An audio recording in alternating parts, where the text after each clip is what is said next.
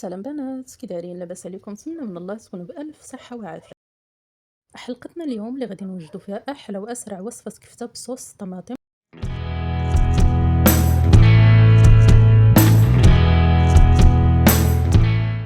نبداو الوصفة.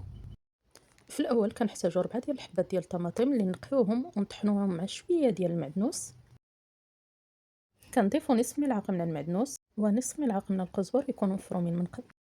نضيفو 3 حبات من الثوم المفروم، ملعقة كبيرة من صلصة الطماطم، أنا كنستعمل أولا، ملعقة كبيرة من زيت الزيتون، ملح حسب الذوق مع نصف ملعقة صغيرة من الكمون، قليل من الفلفل الأسود وقليل من الفلفل الأحمر الحلو أي تحميرة، مع قليل من الفلفل الحار.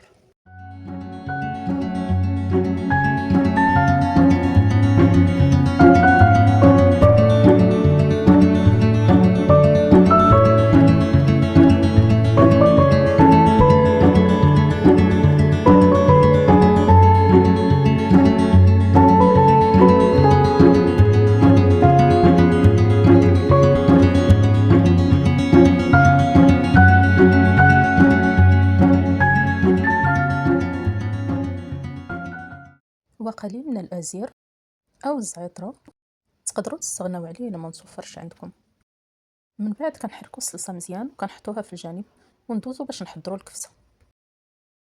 بالنسبه للكفته كنحتاجوا تقريبا انا احتاجيت هنا 500 غرام.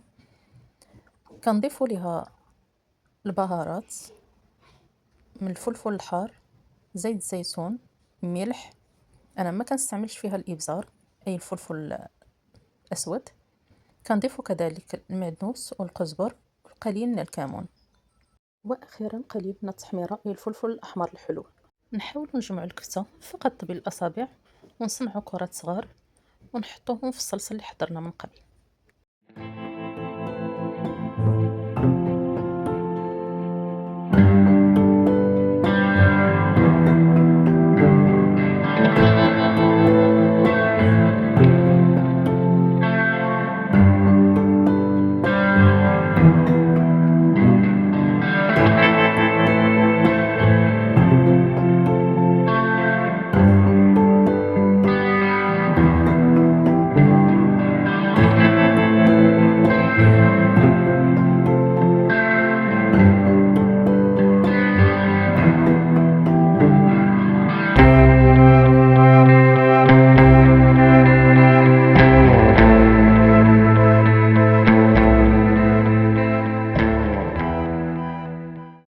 نضيفو نصف كأس ماء، نطيبو الكل على نار هادئة.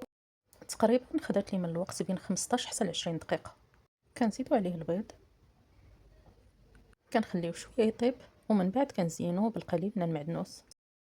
هذا هو طبق اليوم، وجبة عشاء سهلة ولذيذة، نتمنى تجربوها وتخليو لي رأيكم في التعليقات.